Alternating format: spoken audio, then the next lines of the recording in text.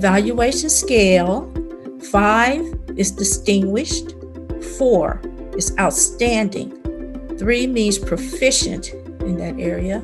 Number 2, the applicant is actually developing. And number 1, you feel that they are capable. There's a note that the writing sample that you will receive from each candidate, that information can be applied to any of the areas in which you're evaluating. And the form actually picks out, certain areas to focus on, but we want to use a holistic approach. So you want to use, again, all of the information that the applicant has submitted. The internship program is designed to help develop, students so that they can actually one day enter the career field in the aerospace industry. And so that is the goal. So everyone who is applies, sometimes they may need more help where we can be of help. There may be those who apply that don't need our help. Some of the evaluation, the first part, can come from the paper profile, the resume, the information that they gave.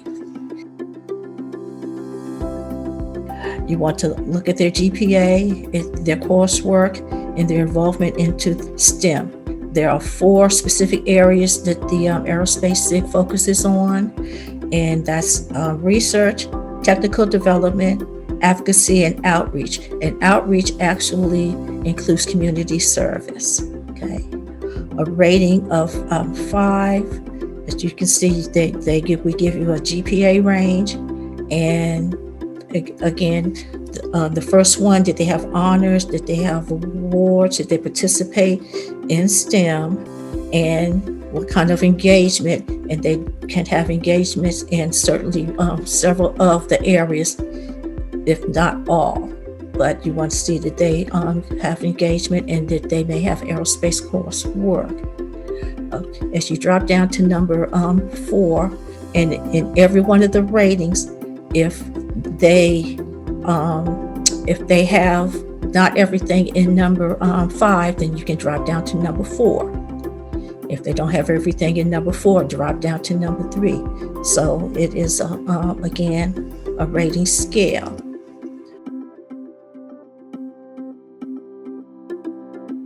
In their research abilities, again, the aerospace interns will be required to do some kind of a research project. So we're looking for their capacity or things that they may have done in the past that may in fact have rounded them or directed them toward doing research.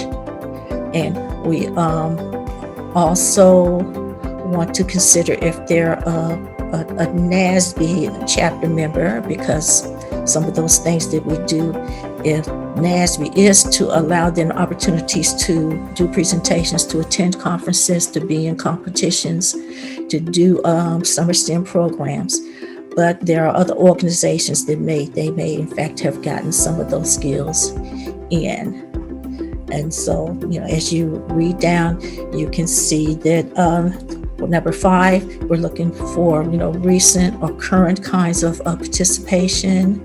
As you go down to 4, they may have participated, long ago. Maybe they did it in junior high and now they're a graduate student, but you want to look at their, again, their past, their whole input in terms of having some kind of capacity to do research. The from 3 to 1, we can actually, look at the person as a non-NASB member, because there are non-NASB members that have also applied.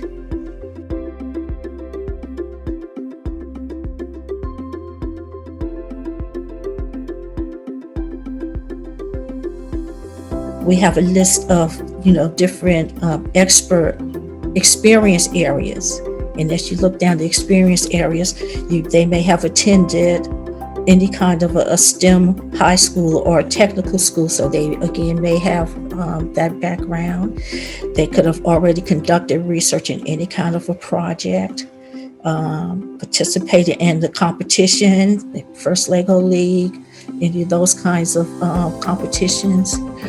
They could have attended summer camps, and it could be a STEM summer camp or even after school programs, but they may have been in other programs, Girl Scouts, Boy Scouts, those other programs that may have in fact given them some of the skills and the tools to actually bring, to this internship program. They may have actually, been science fiction reader. They watched science fiction shows and all that, or done science, kids shows, or even Cosmos adult shows, those kinds of things that that they science and technology is simply a part of their upbringing or part of their life.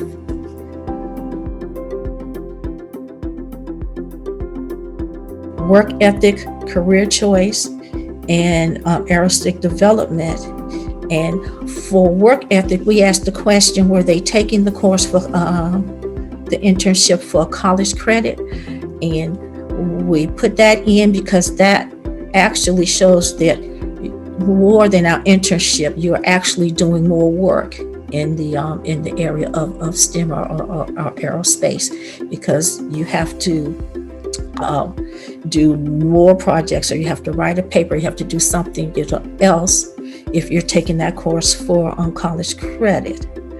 We ask you to consider why the student actually has chosen aerospace industry as their career choice. And again, we're looking at the applicant's sort of self-analysis and their exploration of their own self-interest.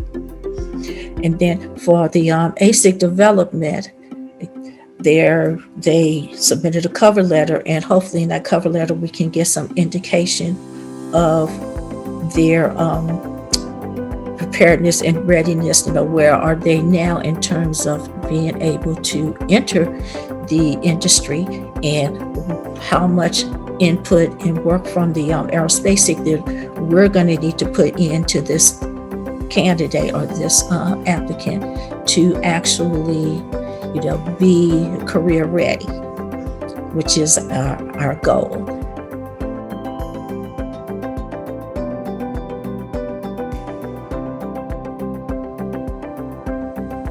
Ratings, related to that, you will see that, yes to college credit for 4 and 5.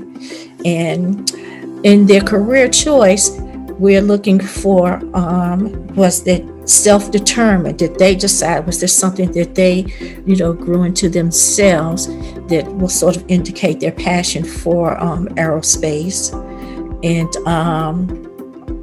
And sort of a demonstration of their, technical or soft skills. And again, how much minimum or maximum kind of input and guidance they're going to need from the aerospace SIG in their career development. And we, again, we're looking for some kind of indication, whether they're number 4, it might not be aerospace, but any of the STEM fields. Did they demonstrate some technical soft skills? And again, how much effort is required from us? Okay, this, of course, you don't have to be taking it for college credit, but again, we're still looking for how you were your choices made by you, or were you directed that someone said, okay, you need to do this, or this is the way you need to go, and how committed to the choice of aerospace is that candidate themselves.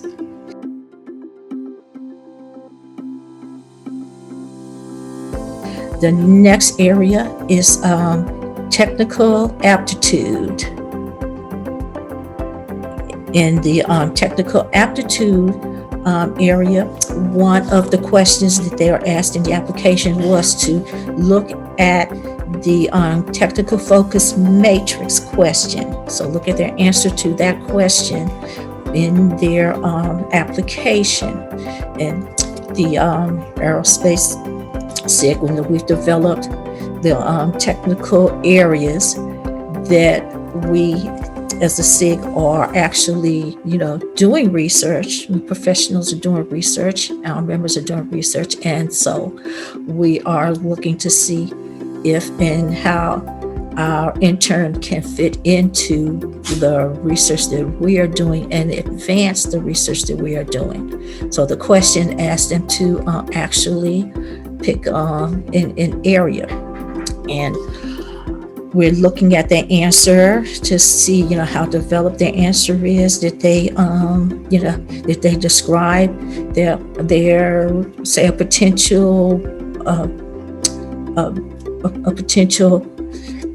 research plan that they might have, or they might even already have something that fits in one of the categories, and they develop it more. So we're looking for the applicants for their reasoning and their capacity to bring that research component as a participant to the what the Aerospace SIG is already doing. The next section is going to be the evaluated discretion, and to use your discretion, we're asking you to look at the evaluated, look at the applicants, their soft skills, their other skills that you bring, especially as professional, their presentation, and you're going to see their presentation in written form. So look at their written format and their use of the language and the manuscripts, and how they note and how they express themselves in writing. So you want to consider that. In terms of the soft skills, you want to look at consider the question, who was your hero? And that answer to that question really actually provides insight into the applicants, personalities and maybe their values. So why this person might have been picked as their personal hero, and they aspire to. So you want to focus on the applicant's explanation to give us some insight into the applicants, again, their personalities and maybe their values. And there may be some other information that is, say, in their cover letter that we did not have a category for, that we did not ask for, but they provided, and that you can that will help in terms of you judging them as a good applicant to be one of the aerospace interns.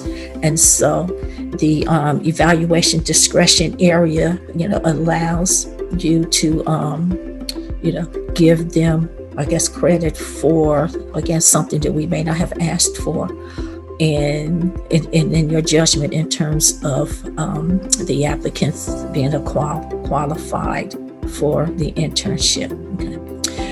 And then, so we're asking you to use your judgment and use your discretion.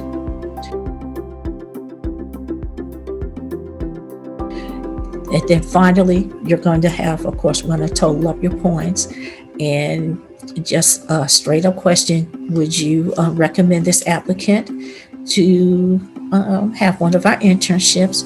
And we ask you for comments, and that's optional. You may feel that it's clear with your rankings, but if you do have additional comments related to that particular applicant, then we want to allow you that.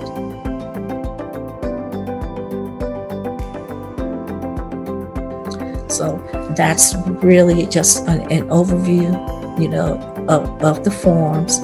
And we thank you for your time and for your for volunteering to be an evaluator for our internship applicants. Thank you very much.